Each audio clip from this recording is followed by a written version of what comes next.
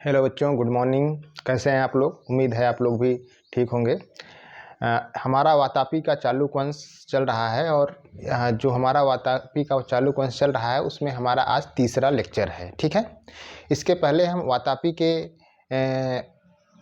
इतिहास के साधन की पढ़ा, उसकी उत्पत्ति पढ़े, उसके प्रारंभिक राजा पढ़े। ठीक है, उन प्रारंभिक राजाओं में हम लोगों ने जयसिंह पढ़ा, रणराग पढ़ा और पुलकेशिन प्रथम पढ़ा। ठीक है, कीर्तिवर्मन प्रथम पढ़ा और मंगलेश पढ़ा। ठीक है, तो इन राजाओं को हम अपने पुराने लेक्चर में पढ़ चुके हैं और पिछले लेक्चर में हम लोग इसका अध्ययन कर चुके हैं और आज हम लोग पुलकेशिन द्वितीय के बारे में अध्ययन करेंगे। ठीक है, तो पुलकेशिन द्वितीय जो है वातापी के चालुक वंश का बहुत महत्वपूर्ण राजा है और आपके एग्जाम के पॉइंट ऑफ व्यू से भी बहुत महत्वपूर्ण शासक है। ठीक है, तो आइए हम बात करते हैं पुलकेशिन द्वितीय पर। देखिए, पुलकेशिन द्वितीय जो था, पुलकेशिन द्वितीय हम इसके पहले हमने बताया था कि पुलकेशिन द्वितीय के जो पिता थे कीर्तिवर्मन, उनकी जब मृत्यु हुई थी तो पुलकेशिन द्वितीय अल्पवयस्क था। ठीक है, तो अल्पवयस्क था तो इसलिए इसका जो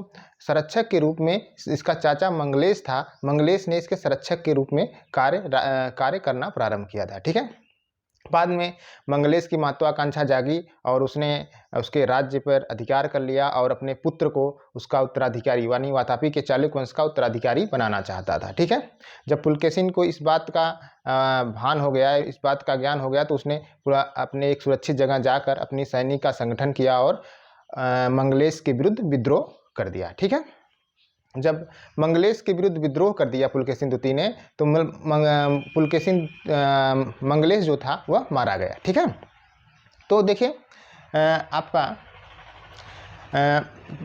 आइए देखते हैं क्या लिखा है। चालुक वंश के शासकों में सर्वाधिक योग्य और तथा शक्तिशाली शासक था पुलकेशिन द्वितीय। अपने चाचा मंगलेश उसके समर्थकों की हत्या कर 409-10 ईस्वी में वातापी के चालुक वंश की गद्दी पर बैठा।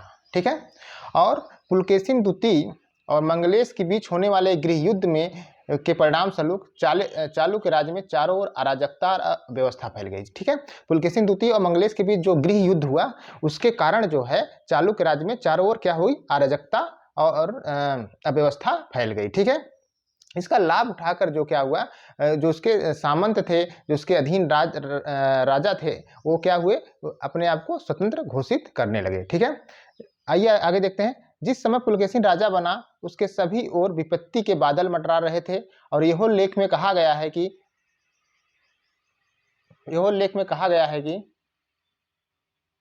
एक मिनट,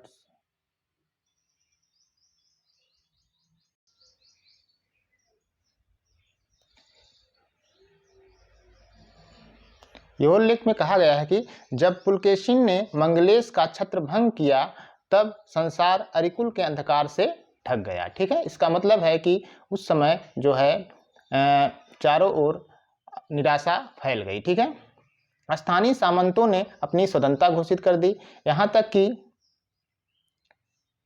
कि चालुक्य राज्य की राजधानी पर वातापी पर जो है अपायिक तथा गोविंद नामक दो शासकों ने आक्रमण करने की योजना बनाई। वे भीमरथी नदी के उत्तरी तट पर बढ़ आए थे, परंतु सौभाग्यवश पुलकेशिन द्वितीय जो था वह उसमें वह सभी गुण विद्यमान थे जो तत्कालीन परिस्थितियों से निपटने के लिए आवश्यक थे। ठीक है, देखिए अब उसके सामने पुलकेशिन द्वितीय के सामने दो उद्देश्य थे। पहला उद्देश्य उसका था अपने गृह राज्य के बाहरी आक्रमणों की रक्षा करना। ठीक है, जो उसका राज्य था उसको क्या करना था, जो बाहरी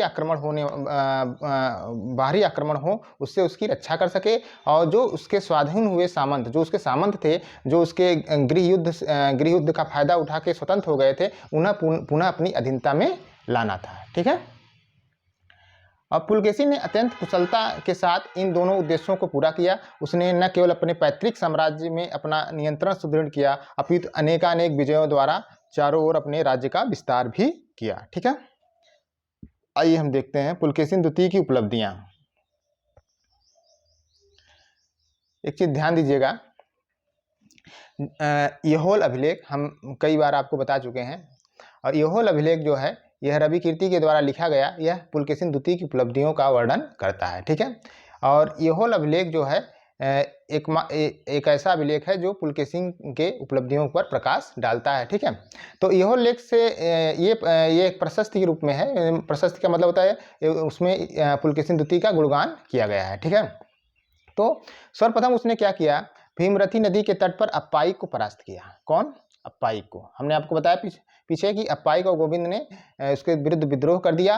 और तो इसने क्या किया, भीमरथी नदी के तट पर जो है उसने अप्पायिक को परास्त किया और उसके सहयोगी गोविंद को अपनी ओर मिला लिया। ठीक है, दोनों जो राज्य थे दक्षिणी महाराष्ट्र के स्थानीय शासक थे। दोनों जो शासक थे अप्पायिक और गोविंद जो थे वो दक्षिणी महाराष्ट्र के स्थानीय शासक थे, जिन्होंने तत्कालीन परिस्थितियों का लाभ उठाकर अपनी शक्ति आजमाने का प्रयास किया था। ठीक है, इन दोनों को परास्त कर पुलकेशिन ने क्या किया, ने अपनी राजधानी में स्थिति मजबूत कर ली। उसके बाद उसने अपना विजय अभियान प्रारंभ किया। ठीक है, जो उसके सामंत थे, जो स्वतंत्र हो गए थे, उनको परास्त करने के बाद या उनसे मित्रता करने के बाद, अपनी ओर मिला लेने के बाद, अपनी स्थिति मजबूत कर लेने के बाद उसने क्या किया, अपना विजय अभियान प्रारंभ किया। ठीक है, आगे हम बढ़ते हैं। पहला विजय वह कहाँ करता है? पहला विजय जो है कदम राज्य की विजय करता है। ठीक है, कदम राज्य की विजय। अच्छा, कदम की चर्चा हम पीछे कर चुके हैं, आपको याद होगा। तो कीर्तिवर्मन ने क्या की, आपको याद होगा कि जो कीर्तिवर्मन राजा था, पुलकेशिन द्वितीय का पिता जो था, वह कदम्बों को अपने अधीन कर लिया था, यानी चालुक्यों के अधिकार में कदम आ चुके थे। लेकिन क्या हुआ कि जो कदम राज्य था वह पुलकेशिन और मंगलेश के बीच जो गृह युद्ध हुआ उसका लाभ उठाकर शायद ये अपने आप को स्वतंत्र कर लिया हो। ठीक है, और पुलकेशिन का सबसे पहले कदम्बों के साथ संघर्ष हुआ था। कदम के राजा कीर्तिवर्मा के समय से ही चालुक्यों का अधिकार हो गया था। कदम के राज्य पर जो है कीर्तिवर्मन के राज्य के समय से ही चालुक्यों का अधिकार हो गया था। लेकिन मंगलेश और पुलकेशिन के बीच जो गृह युद्ध हुआ, चालुक्य राज्य में जो राजनीतिक अव्यवस्था फैली, उसका लाभ उठाते हुए कदम्बों ने अपने को चालुक्यों की अधीनता से मुक्त कर लिया। ठीक है, फिर उसके बाद क्या होता है, पुलकेशिन ने कदम्बों पर आक्रमण किया। उसकी सेना ने वनवासी के नगर को घेर लिया। ठीक है, देखिए, जो वनवासी क्या थी, कदम्बों की राजधानी थी। वनवासी कदम्बों की राजधानी थी और पुलकेशिन ने उसके ऊपर कदम्बों के ऊपर आक्रमण किया और उसकी जो सेना थी वनवासी को घेर लिया। और इहो लेख में ये पता चलता है कि उसने वनवासी को ध्वस्त कर दिया गया। ठीक है, इस प्रकार यह अभियान पूर्णतः सफल रहा। कदम्ब राज्य जो है पुलकेशिन का अधिकार हो गया। किसका? कदम्ब राज्य पर जो है पुलकेशिन का अधिकार हो गया। यह बात इस तथ्य से भी सिद्ध होती है कि इसी समय के आसपास कदम वंश के शासक इतिहास से ओझल हो जाते हैं। मतलब इस समय के बाद से किसी कदम वंश के राजा का नाम जो इतिहास में उल्लेख नहीं मिलता है। ठीक है, पुलकेशिन द्वितीय ने जब युद्ध किया, इनको पराजित किया, अपने राज्य में मिला लिया, उसके बाद किसी भी कदम वंश के राजा का नाम इतिहास में नहीं मिलता है। ठीक है, और कदम राज्य की स्वतंत्रता का अंत हुआ और इसे चालुक्य राज्य में मिला लिया गया। पुलकेशिन ने कदम राज्य को अपने सामंत आलुपों और सेंद्रकों में बांट दिया। ठीक है, महत्वपूर्ण है, याद रखिएगा। जो पुलकेशिन था उसने कदम राज्य को अपने जो सामंत थे आलुपों और सेंद्रकों, किसको? आलुपों और सेंद्रकों में बांट दिया कदम राज्य को। ठीक है, आगे बढ़ते हैं। अगला जो अभियान होगा आलूप तथा गंग। पुलकेशिन का जो अगला युद्ध होगा किसके बीच होगा? पुलकेशिन का युद्ध किसके बीच होगा? आलुपों तथा गंग के बीच होगा। ठीक है, कदम्बों को जीतने के बाद पुलकेशिन ने आलुपों और गंगों के विरुद्ध अभियान किया था। यह लेख में कहा गया है कि उसने आलुपों और गंगों को अपने आसन्न सेवा का अमृतपान कराया। उसने आलुपों और तथा गंगों को अपनी आसन्न सेवा का अमृतपान कराया था। ठीक है, यह लेख में क्या कहा गया है? उसने आलुपों तथा गंगों को अपनी आसन्न सेवा का अमृतपान कराया था। ठीक है, ये आलूप कौन थे? आलूप जो थे आपके, ये दक्षिणी कन्नड़ में जिले में शासन करते थे। कहाँ शासन करते थे? दक्षिणी कन्नड़ जिले में शासन करते थे। आलूप संभवतः कदम्बों के सामंत थे और कदम्बों के पराजय के बाद उन्होंने पुलकेशिन की अधीनता स्वीकार कर ली थी। कौन थे आलूप? आलूप जो थे कदम्बों के कदम्बों के सामंत थे और जब कदम पराजित हुए उन्होंने पुलकेशिन की अधीनता स्वीकार कर ली और पराजित आलूप शासक था। ठीक है, कुंदवर्मस था। ठीक है, आलूप कौन थे?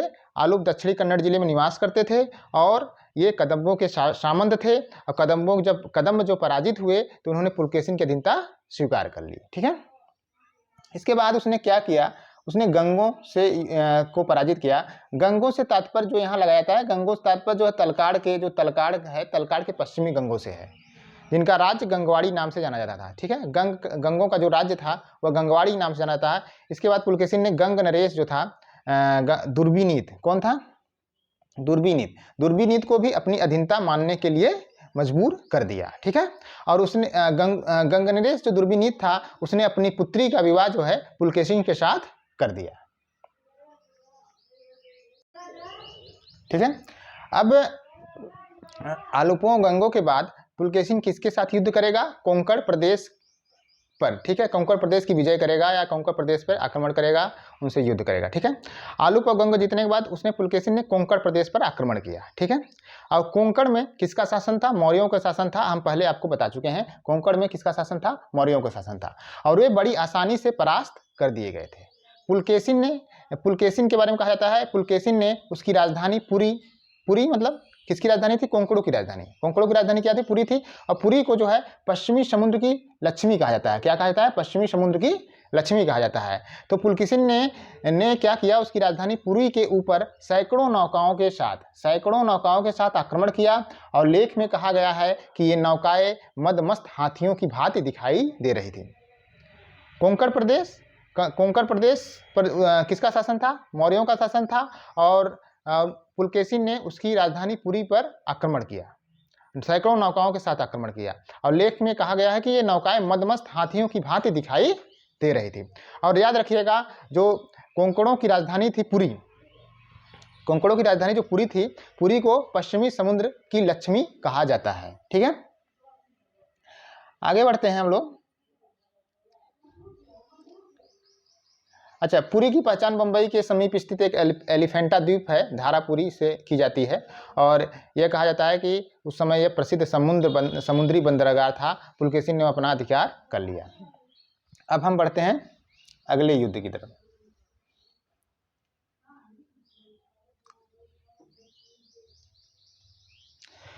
देखिए, अगला जो युद्ध हुआ पुलकेशिन द्वितीय, किसके हुआ? कदम्बों के हुआ, आलूप गंगों का हुआ, फिर उसके बाद कोंकणों के साथ युद्ध हुआ। अब किसके साथ होगा? लाट, मालवा तथा गुज्जर प्रदेश, इनके ऊपर पुलकेशिन द्वितीय आक्रमण करेगा, इनको जीतेगा। ठीक है, लाट, मालवा तथा गुज्जर प्रदेश। अच्छा, इन सब विजयों का उल्लेख कहाँ मिला है? कहाँ मिलता है? ऐहोल अभिलेख में। हम आपको बता चुके हैं, ऐहोल अभिलेख में। ठीक है, ऐहोल लेख से पता चलता है पुलकेशिन ने लाट, मालवा, गुर्जर प्रदेशों को भी जीत लिया। किसके? लाट, मालवा, गुर्जर प्रदेशों को भी जीत लिया। ठीक है, तो लाट राज्य जो था दक्षिणी गुजरात में स्थित था। कहाँ स्थित था? दक्षिणी गुजरात में स्थित था। और इसकी राजधानी नवसारिका थी। क्या थी? नवसारिका थी। और वहाँ अधिकार करने के बाद पुलकेशिन ने अपने वंश के किसी व्यक्ति को लाट प्रदेश का शासक नियुक्त कर दिया। ठीक है, पुलकेशिन ने अपने ही वंश के किसी व्यक्ति को लाट प्रदेश का शासक नियुक्त कर दिया जब जीतने के बाद। फिर उसने क्या किया? मालवा को पुलकेशिन की ऐहोल लेख मालवा को पुलकेशिन की अधीनता मानता है। ठीक है, ऐहोल लेख कहता है कि मालवा भी पुलकेशिन के अधीन था। लेकिन एक विद्वान है नीलकंठ शास्त्री, बहुत बड़े विद्वान हैं, इतिहासकार हैं। ये नीलकंठ शास्त्री जो है इस बात को स्वीकार नहीं करते हैं। उनके अनुसार इस बात का कोई प्रमाण नहीं है कि मालवा पुलकेशिन के अधीन था। ठीक है, अगला जो है गुर्जरों के साथ भी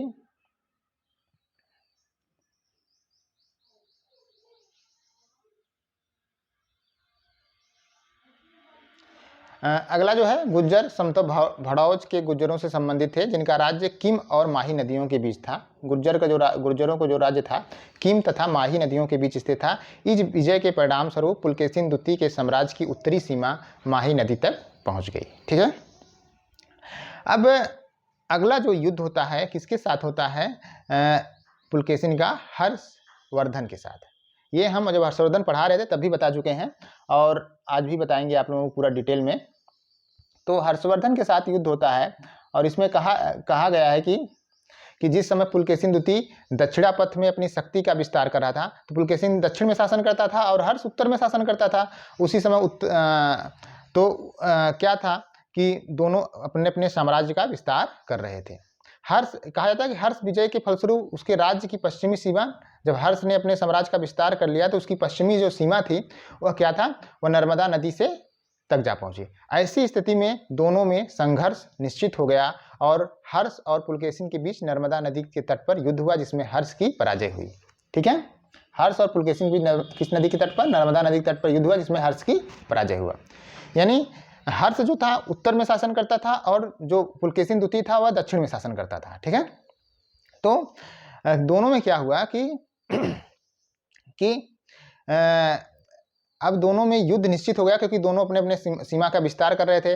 अब पुलकेशिन द्वितीय उत्तर की तरफ आना चाह रहा हो और हर्ष दक्षिण की तरफ जाना चाह रहा हो, तो इसलिए दोनों की सीमा थी नर्मदा नदी, उन दोनों के तट पर दोनों का युद्ध हुआ और इसमें हर्ष की पराजय हुई।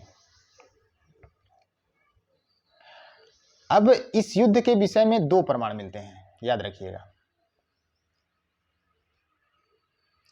अगर हम कह रहे हैं कि दोनों के बीच जो युद्ध हुआ और किस कारण कह रहे हैं, कोई प्रमाण होगा हमारे पास, तो उसके दो प्रमाण हैं। एक है येहोल से प्राप्त अभिलेख, दूसरा है ह्वेनसांग का यात्रा विवरण। ठीक है, पहला क्या है, येहोल से प्राप्त अभिलेख है, दूसरा है ह्वेनसांग का यात्रा विवरण। तो येहोल अभिलेख में कहा गया है कि अपार ऐश्वर्य द्वारा पालित सामंतों की मुकुटमणियों की आभा से आच्छादित हो रहे थे चरण कमल, जिसके युद्ध में हाथियों की सेना के मारे जाने के कारण जो भयानक दिखाई दे रहा था, ऐसे हर्ष के आनंद को उसने भय से विगलित कर दिया।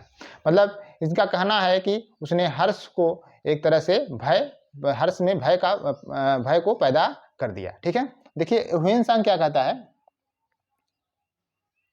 ह्वेनसांग कह रहा है कि जिसके कारण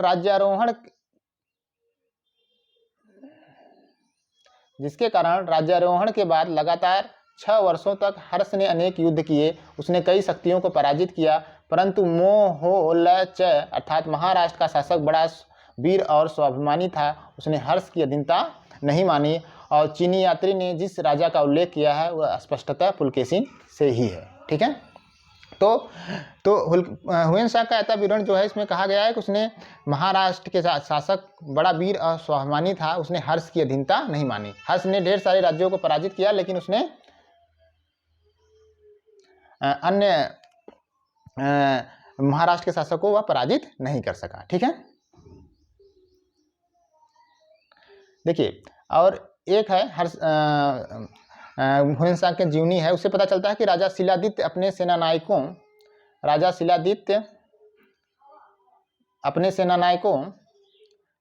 सेनानायकों की अचूक सफलता तथा अपने कौशल पर गर्व करते हुए आत्मविश्वास के साथ स्वयं सेना का नेतृत्व संभालते हुए इस राजा से लड़ने के लिए गया, किंतु वह उसे पराजित अथवा अधीन बनाने में असफल रहा। यद्यपि उसने पंच भारत से सेना तथा सभी देशों के सर्वश्रेष्ठ सेना नायकों को एकत्रित किया था, यह पुलकेशिन द्वितीय की एक अत्यंत महत्वपूर्ण उपलब्धि थी।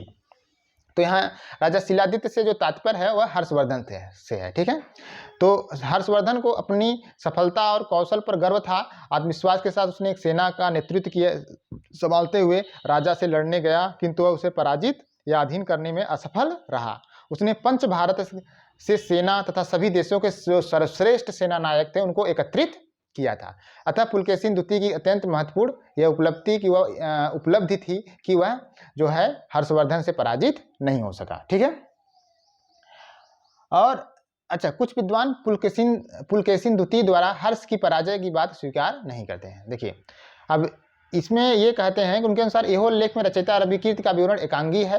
ह्वेनसांग के कथन से मात्र यही निष्कर्ष निकाला जा सकता है कि हर्ष पुलकेशिन को अपने अधीन नहीं कर सका, उसने दक्षिण की ओर अपना प्रसार रोक दिया।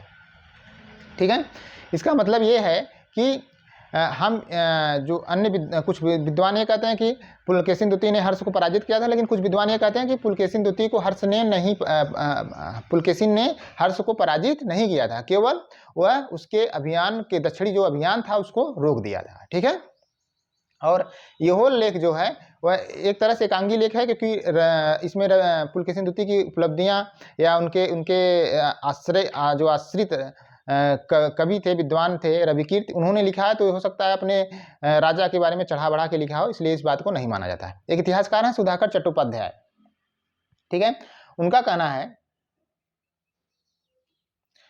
कहना है कि तत्कालीन भारत के इन दो महान राजाओं के बीच होने वाला यह अकेला अथवा अंतिम युद्ध नहीं था। उनके संघर्ष में बाद में भी जारी रहा, और कहा गया कि 643 ईस्वी में हर्ष का कोंगोद आक्रमण पुलकेशिन के विरुद्ध उसका एक मोर्चाबंदी थी। यह जीत कर हर्ष ने अपनी पुरानी पराजय का बदला चुकाया। पुलकेशिन कुछ प्रदेशों पर अधिकार कर लिया। ठीक है, अब हम आगे देखते हैं। हर्ष और पुलकेशिन के बीच जो युद्ध हुआ था उसकी तिथि क्या थी, इस तिथि को लेकर विद्वानों में मतभेद है। ठीक है, एक इतिहासकार हैं फ्लीट। कौन है? फ्लीट। इनका मानना है कि फ्लीट जैसे कुछ और विद्वान हैं, उनका मानना है कि इस युद्ध की जो तिथि थी वह 612 ईस्वी या कुछ इसके पूर्व मानते हैं। ठीक है, पुलकेशिन के आइए उनके तर्क इस प्रकार हैं कि पुलकेशिन के जो हैदराबाद के दानपत्र से पता चलता है कि उसने अनेक युद्धों विजेता एक शासक को जीत कर परमेश्वर नाम धारण किया। इस लेख की तिथि 613 है। अतः उसके जिस शत्रु का उल्लेख हुआ है उससे तात्पर्य हर्षवर्धन से ही है, अतः यह युद्ध 613 ईस्वी से पहले ही हुआ होगा। पुलकेशिन के हैदराबाद के दानपत्र, हम बता चुके हैं हैदराबाद के दानपत्र के बारे में, और इस दानपत्र में यह कहा गया है कि अनेक युद्धों के विजेता एक शासक को जीतकर परमेश्वर नाम धारण किया, और इस लेख की तिथि 613 ईस्वी है, और उसमें जिस शत्रु का उल्लेख हुआ है उससे तात्पर्य हर्षवर्धन से है, और यह युद्ध जो है 613 ईस्वी के पहले हुआ होगा, क्योंकि जो हैदराबाद दानपत्र के अनुसार फ्लीट कहते हैं कि यह युद्ध जो है 613 ईस्वी के पहले हुआ होगा। ठीक है, और इसी तरह ह्वेनसांग का एक विवरण है। ह्वेनसांग के विवरण में यह कहा गया है कि हर्ष 612 ईस्वी तक अपना सारा युद्ध समाप्त कर चुका था, और ऐसा प्रतीत होता है कि वह 612 ईस्वी तक वह पुलकेशिन से भी लड़ चुका था। ठीक है, हैदराबाद दानपत्र यह कहता है कि 613 ईस्वी तक के पहले जो है पुलकेशिन और हर्षवर्धन के मध्य युद्ध हो चुका था। ह्वेनसांग भी कहता है कि 612 ईस्वी तक अपना सारा युद्ध समाप्त कर चुका था। ऐसा प्रतीत होता है कि वह 612 ईस्वी तक वह पुलकेशिन से भी लड़ चुका था, किंतु यह तर्क निर्बल है, इनकी समीक्षा की जा सकती है। अच्छा, इन दोनों जो तर्क दिए गए हैं अब इनका हम समीक्षा करेंगे, इनका मूल्यांकन करेंगे। देखिए, हैदराबाद दानपत्र में जिस शत्रु शासक का उल्लेख है वह हर्ष नहीं हो सकता। यदि उसका तात्पर्य हर्ष से होता तो उसके नाम का उल्लेख अवश्य ही अभिलेख में किया गया होता। पुलकेशिन का राज्याभिषेक 610 में हुआ, याद रखिएगा। पुलकेशिन का राज्याभिषेक 610 में ईस्वी में हुआ था। इससे पूर्व उसने अपने चाचा मंगलेश के साथ उत्तराधिकार का युद्ध लड़ना पड़ा था। इसके बाद उसने दक्षिण में कई प्रबल शक्तियों का उसका युद्ध चलता रहा, और उसकी प्रारंभिक स्थिति सुदृढ़ नहीं थी। अतः राजा होने के 2 वर्ष में वह हर्ष जैसे प्रबल शत्रु का सामना करने में सक्षम नहीं था। पुलकेशिन की परमेश्वर की उपाधि का हर्ष की विजय से कोई संबंध नहीं है। यह लेख में उसकी परमेश्वर उपाधि उल्लेखित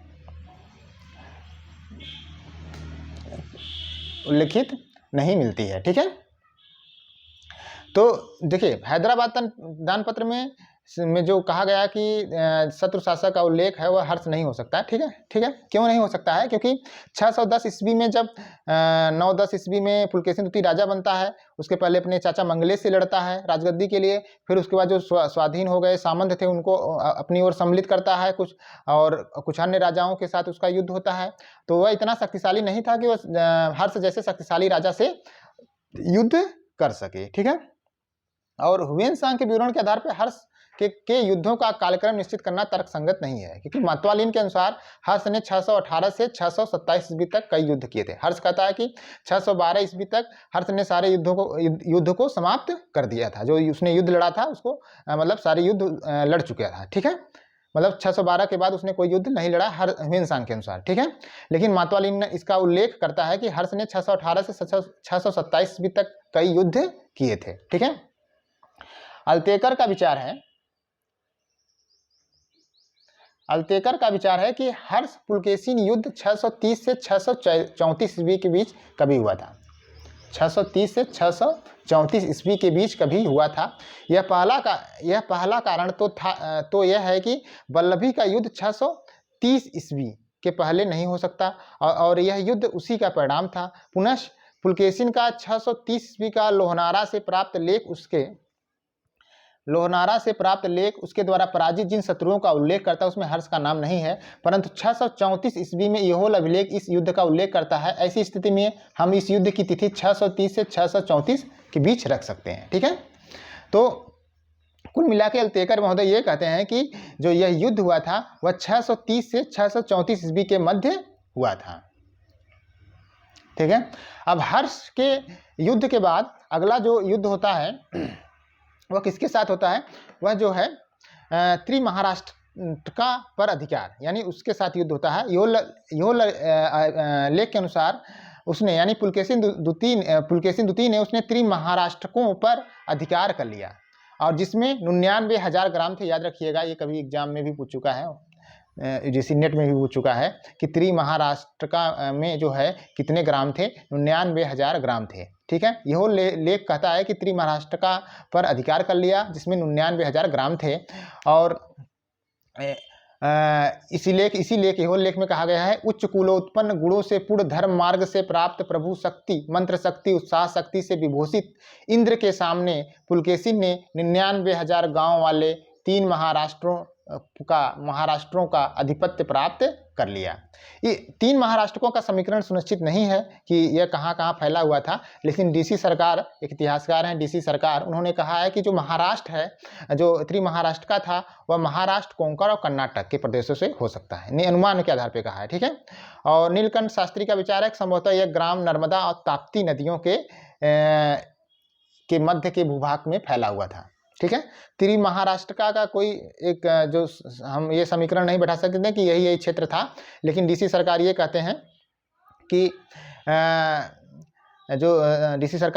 त्रिमहाराष्ट्र का स्थापना महाराष्ट्र, कोंकण, कर्नाटक प्रदेश से है। नीलकंठ शास्त्री ये कहते हैं कि संभवतः यह ग्राम नर्मदा और ताप्ती नदियों के मध्य के भूभाग में फैला हुआ था, ठीक है।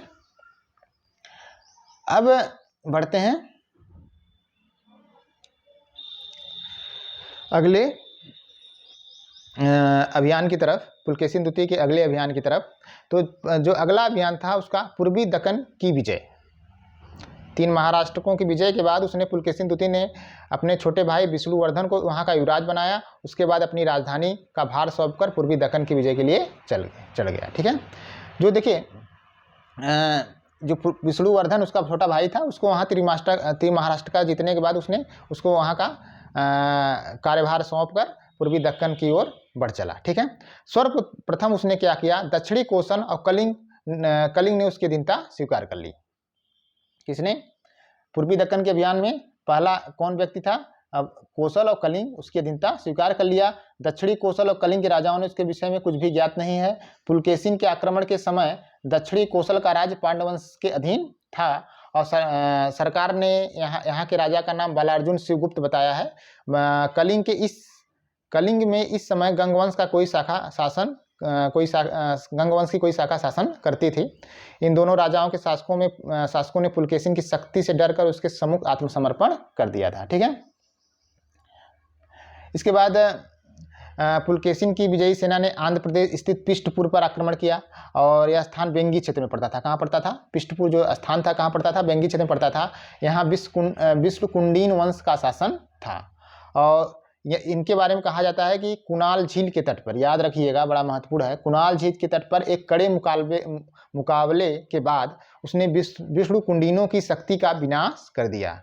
यह युद्ध इतना भयानक था कि यह लेख में कहा गया है कि युद्ध में मारे गए सैनिकों की खून से झील का पानी लाल हो गया था। जो पिष्टपुर में जब उसने आक्रमण किया, वहाँ वेंगी क्षेत्र में पड़ता था, यहाँ पर विष्णुकुंडीन वंश का शासन था और कहा जाता था कि इनका जो युद्ध हुआ कुणाल झील के या कोल्लेर झील के तट पे हुआ था। और यह लेख ये कहता है कि ये जो सैनिकों के जब युद्ध हुआ, युद्ध में जो सैनिक मारे गए, सैनिकों की खून से ये झील का पानी लाल हो गया था, कोलेर झील का, कुणाल झील का, ठीक है। और कहा गया, और विष्णुकुंडिनों का आंध्र में एक शक्तिशाली राज्य था। संभवतः कलिंग और दक्षिणी कोसल के राज्य भी इनकी अधीनता स्वीकार करते थे। पुलकेशिन ने इनके राज्य पर अपना नियंत्रण स्थापित कर लिया। मारटूर लेख से पता चलता है कि आंध्र प्रदेश को उसने कई भागों में विभाजित कर वहाँ अपने सामंतों की नियुक्त की। इसके बाद कांची के पल्लवों के साथ उसका संघर्ष हुआ। ये बहुत महत्वपूर्ण है। देखिए, चालुक्य पल्लव संघर्ष, अगला जो होगा कांची के पल्लवों के साथ उसका संघर्ष होगा। जब हम पल्लव वंश पढ़ा रहे थे तो आप लोग हमने बताया था, ठीक है। और देखिएगा, चालुक्य और पल्लव संघर्ष, एक तरफ चालुक्य राजा रहेगा, एक तरफ पल्लव राजा रहेगा, ठीक है। देखिए, आंध्र के दक्षिण में पल्लवों का शक्तिशाली राज्य था। पल्लव वंश का शासन इस समय महेंद्र वर्मन प्रथम कर रहा था। जब महेंद्र वर्मन प्रथम हम पढ़ा रहे थे तब बताए थे, आपको याद होगा। महेंद्र वर्मन प्रथम जो है कर रहा था। पुलकेशिन की विजयनी सेना ने पल्लव राज्य में आगे बढ़ते हुए कांची के केवल 15 मील उत्तर में स्थित पुललूर तक चली आई। पुलकेशिन ने जब आक्रमण किया महेंद्र वर्मन पर, और वो यहाँ तक बढ़ गई कि कांची से केवल 15 मील दूर रही, और वहाँ स्थित जो स्थान था 15 मील स्थित उत्तर में स्थित पुललूर तक चली आई, और उसका महेंद्र वर्मन प्रथम के साथ भीषण संघर्ष हुआ। और महेंद्र वर्मन अपनी राजधानी कांची बचाने में सफल रहा, तथापि उसके राज्य के उत्तरी प्रांत चालुक्य नरेश पर का अधिकार हो गया। महेंद्र वर्मन जो था अपनी राजधानी कांची तो बचा लिया, लेकिन उसके उत्तरी क्षेत्र पर जो है पुलकेशिन द्वितीय ने उसके उत्तरी क्षेत्र पर अधिकार कर लिया। यहोल लेख में कहा गया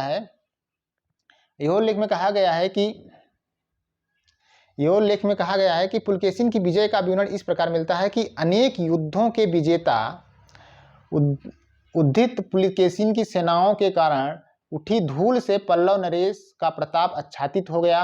वह कांचीपुर की दीवारों के पीछे जा छिपा। लेख में यह भी कहा गया है कि पुलकेशिन सूर्य के समान था, और जिसके आगे पल्लव सेना ओस के समान सिद्ध हुई, ठीक है। पुलकेशिन की इस विजय में पल्लव चालुक्य संघर्ष का सूत्रपात हुआ। मैंने बताया कि पिछले जब हम पल्लव पढ़ा रहे थे, पल्लव में हमने बताया था पल्लवों में कि जो पल्लव चालुक्य संघर्ष का सूत्रपात हुआ था, प्रारंभ हुआ था, वह किसके समय हुआ था? पुलकेशिन द्वितीय और महेंद्र वर्मन प्रथम के समय हुआ था। और यह युद्ध, यह जो संघर्ष था पल्लव चालुक्य संघर्ष, यह कई पीढ़ियों तक चलता रहा। नीलकंठ शास्त्री एक इतिहासकार है, उन्होंने लिखा है कि दक्षिण भारत के इतिहास में यह संघर्ष एक प्रमुख तथ्य है। फिर भी तो यह कानून सा बन गया कि कर्नाटक और तमिल देश के राजा एक दूसरे को बर्दाश्त करने को तैयार न थे। वे बराबर आपस में लड़ते रहे। आंध्र प्रदेश और मैसूर के राजा भी अपने हित की दृष्टि से और नहीं तो अपने की खातिर कभी इस पक्ष की ओर कभी उस पक्ष की ओर इस संघर्ष में भाग लेते रहे, ठीक है। पल्लवों के विरुद्ध अपनी सफलता के पश्चात पुलकेशिन ने कावेरी नदी पार किया और सुदूर दक्षिण में स्थित चोल केरल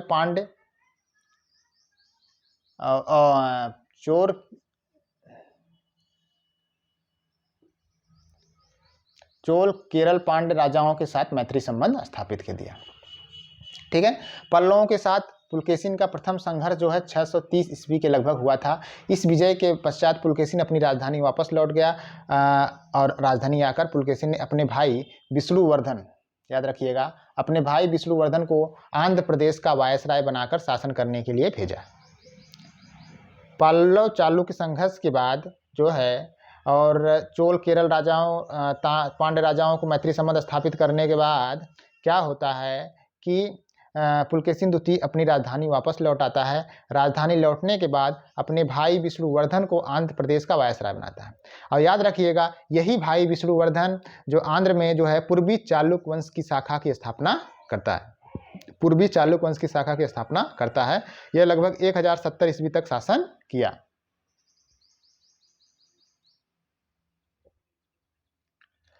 अब आगे देखते हैं। पल्लवों के विरुद्ध अपनी प्रारंभिक सफलता से उत्साहित होकर पुलकेशिन ने पुनः कांची पर आक्रमण किया। जब पुलकेशिन द्वितीय इस युद्ध से जो है क्या हुआ कि उत्साहित हो गया, और उत्साहित होने के बाद उसने अपनी उत्साहित होकर पुलकेशिन ने पुनः कांची पर आक्रमण किया। लेकिन इस समय जो है जो पल्लव वंश के राजा परिवर्तित हो चुके थे। देखिए कारण, तत्कालिक कारण यह था कि चालुक्यों के सामंत बाणों को पल्लवों ने अपनी ओर मिला लिया था। जो चालुक्य सामंत था बाणों, उसको पल्लवों ने अपनी ओर मिला लिया। पुलकेशिन ने इसे सहन न कर सका। सर्वप्रथम बाणों पर आक्रमण कर उसे अपनी ओर उनकी शक्ति का विनाश कर दिया बाणों का। ठीक है, यहीं से चालुक्य पल्लव संघर्ष का द्वितीय चरण प्रारंभ होता है। प्रथम चरण में महेंद्र वर्मन प्रथम और पुलकेशिन द्वितीय के बीच होता है। द्वितीय चरण में जो है एक तरफ तो पुलकेशिन द्वितीय रहता है, लेकिन महेंद्र वर्मन के स्थान पर उसका पुत्र नरसिंह वर्मन प्रथम महामल्ल आ जाता है। ठीक है, तो इस जो द्वितीय चरण हुआ उस समय नरसिंह वर्मन प्रथम मल्ल राज्य कर रहा था। वह शक्तिशाली राजा था। उसने चालुक्य शासक को, यानी चालुक्य शासक मतलब पुलकेशिन द्वितीय को कहाँ, परियल, मणिमंगलम, सूरमाल, कई दूसरे युद्धों में पराजित किया। ठीक है, और यह भी बताया जाता है कि नरसिंह वर्मन ने पुलकेशिन की पीठ पर जय शब्द उसी प्रकार अंकित कर दिया जिस प्रकार से ताम्रपट्टों पर लिखा जाता है। नरसिंह वर्मन ने पुलकेशिन की पीठ पर जय शब्द उसी प्रकार अंकित कर दिया जिस प्रकार ताम्रपट्ट पर किया जाता है। ठीक है, पल्लव नरेश को इस संघर्ष में लंका के राजकुमार मानवर्मन की सहायता मिली थी। पल्लव जो नरेश था नरसिंह वर्मन प्रथम, और उसको कहाँ से किसकी सहायता मिली थी? वह लंका के राजकुमार मानवर्मन से सहायता मिली थी, और पराजित पुलकेशिन अपनी राजधानी वापस लौट आता है। ठीक है, जो पल्लव चालुक्य संघर्ष होता है उसमें प्रथम चरण में महेंद्र वर्मन और पुलकेशिन द्वितीय से होता है, और इस युद्ध में पल्लव शासक महेंद्र वर्मन प्रथम पराजित होता है, अपनी राजधानी किसी तरह बचा लेता है। ठीक है, लेकिन जब द्वितीय चरण फिर उसके बाद पुलकेशिन द्वितीय वापस लौट जाता है। वापस लौटने के बाद क्या होता है कि अपने भाई विष्णुवर्धन को जो है आंध्र का वायसराय नियुक्त करता है। बाद में वही पूर्वी चालुक्य वंश की राज्य की स्थापना करता है। ठीक है, फिर क्या होता है कि पल्लवों ने जो उसके बाणों को, जो चालुक्यों के सामंत बाण था उसको अपनी ओर मिला लेते हैं। जो तत्कालिक कारण था द्वितीय चरण का, तो पल्लव चालुक्य संघर्ष के द्वितीय चरण का जो तत्कालिक कारण था उसमें ये होता है कि बाणों को पल्लवों ने अपनी ओर मिला लिया, तो ये बात पुलकेशिन द्वितीय सहन नहीं कर सका। उसने क्या किया कि पल्लव वंश के राजा पहले उसने क्या किया, बाणों पर आक्रमण किया, उनकी शक्ति का विनाश कर दिया। ठीक है, फिर उसने क्या किया, पल्लवों के ऊपर आक्रमण किया। लेकिन इस समय जो पल्लव शासक था नरसिंह वर्मन था, वह एक शक्तिशाली शासक था। वह उसको कई युद्धों में, ठीक है, परियल, मणिमंगलम, सूरमाल के युद्धों में जो है पुलकेशिन द्वितीय को पराजित करता है, और नरसिंह वर्मन ने पुलकेशिन की पीठ पर जय शब्द उसी प्रकार अंकित करता है जिस प्रकार ताम्रपट्टों पर लिखा जाता है। पल्लव नरेश ने इस संघर्ष में लंका के राजकुमार मानवर्मन की सहायता मिली, और पराजित पुलकेशिन अपनी राजधानी वापस लौट आता है। और अब क्या होता है, अपनी सफलता से उत्साहित होकर नरसिंह वर्मन प्रथम अब दो बार तो पुलकेशिन द्वितीय ने आक्रमण किया था, लेकिन अब तीसरी बार नरसिंह वर्मन ने बादामी पर आक्रमण किया। वहां उसने उसके दुर्ग पर अधिकार कर लिया, और पुलकेशिन द्वितीय संभवतः इस युद्ध में लड़ता हुआ मारा गया। और नरसिंह वर्मन जो था वातापी कोंड की उपाधि धारण की। एग्जाम में भी पूछता है कि किस शासक ने वातापी कोंड की उपाधि धारण की थी? नरसिंह वर्मन ने। वातापी को पराजित करने के कारण नरसिंह वर्मन ने वातापी कोंड की उपाधि धारण की। बादामी में मल्लिकार्जुन मंदिर के पीछे एक शिला पर उत्कीर्ण उसके शासनकाल के 13वें वर्ष का लेख मिलता है, जो उसके अधिकार की पुष्टि करता है। इस प्रकार अन्य पल्लव लेखों में इस घटना का विवरण देते हुए बताया गया है कि जिस प्रकार अगस्त ऋषि ने वातापी के राक्षसों का संहार किया था, उसी प्रकार नरसिंह वर्मा ने वातापी को नष्ट कर दिया। पल्लव सेना अपने साथ विजय स्तंभ उखाड़ कर ले गई, जिसे पुलकेशिन ने अपनी राजधानी के मध्य में स्थापित करवाया था। इस प्रकार इस महान चालुक्य सम्राट का अंत दुखद रहा। पुलकेशिन द्वितीय 610-11 ईस्वी से लेकर 642 ईस्वी तक शासन किया। यद्यपि उसका अंत दुखद हुआ, वह चालुक्य वंश का सर्वाधिक शक्तिशाली योग्य शासक था। ठीक है, अब 641 की लगभग चीनी थोड़ा सा अब थोड़ी उसकी और चीज़ें जान लेते हैं पुलकेशिन द्वितीय के बारे में। पुलकेशिन द्वितीय के राज्य में जो है 641 ईस्वी में चीनी यात्री हुएन सांग, कौन आया था? हुएन सांग आया था। उसकी शक्ति और शासन की बागडोर बड़ी प्रशंसा करता है। पुलकेशिन द्वितीय की शक्ति और शासन की बड़ी प्रशंसा करता है। उसके अनुसार पुलकेशिन की उदारता और प्रभुत्ता दूर दूर तक फैली थी। उसके अधीनस्थ शासक पूरी निष्ठा से उसकी सेवा किया करते थे। राज्य की भूमि बड़ी उपजाऊ थी, जलवायु गर्म थी, लोग सीधे और ईमानदार थे। वे विद्या के प्रेमी थे, हितैषियों के प्रति कृतज्ञ, परंतु शत्रुओं के प्रति क्रूर थे। वह स्वयं एक विद्वान था। पुलकेशिन द्वितीय स्वयं एक विद्वान था। नेहरू दानपत्र से ये पता चलता है कि उसने मनुस्मृति, रामायण, महाभारत आदि का अच्छा ज्ञान था और दंडनीति में दक्ष था। इस प्रकार पुलकेशिन का शासन काल अत्यंत गौरवशाली रहा। वह निसंदेह बदामी के चालुक्य वंश का महानतम राजा था, प्राचीन भारत के महानतम राजाओं में से एक था। उसकी ख्याति भारत के बाहर विदेशों में फैली थी। एक अरब लेखक है ताबरी। अरब लेखक ताबरी हैं, याद रखिएगा। ताबरी से विवरण से पता चलता है कि अपने शासन के 36वें वर्ष पर्सिया के शासक खुसरो द्वितीय के दरबार में एक दूतमंडल भेजा था। पुलकेशिन द्वितीय ने अपने शासन के 36वें वर्ष पर्सिया के शासक खुसरो द्वितीय के दरबार में एक दूतमंडल भेजा था। यह दूतमंडल अपने साथ एक हाथी, एक पत्र, बहुमूल्य उपहार लेकर गया था। फारसी शासक ने इसके उत्तर में अपना भी एक दूतमंडल चालुक्य शासक के दरबार में भेजा था। ताबरी भारत के राजा का नाम फर्मिस या परमेश बताता है, जो परमेश्वर का फारसी रूपांतरण है। चालुक्य लेखों में पुलकेशिन का दूसरा नाम परमेश्वर भी मिलता है। ठीक है। और फर्गुसन के अनुसार अजंता की पहली गुफा के भित्ति चित्रों में इन दूतमंडलों का चित्रण किया गया है। गुफा की छत पर अंकित एक चित्र में खुसरो तथा उसकी पत्नी सीरी तथा दूसरे में पुलकेशिन को फारसी राजदूत का स्वागत करते हुए चित्रित किया गया है। अजंता के एक गुहा चित्र में चालुक्य नरेश को फारसी दूतमंडल का स्वागत करते हुए चित्रित किया गया है। ठीक है। तो इसमें क्या हुआ कि खुसरो, उसकी पत्नी सीरी, दूसरे में पुलकेशिन के फारसी राजदूतों का स्वागत करते हुए जो अजंता का जो भित्ति गुफा है उसमें इसका उल्लेख मिलता है। ठीक है।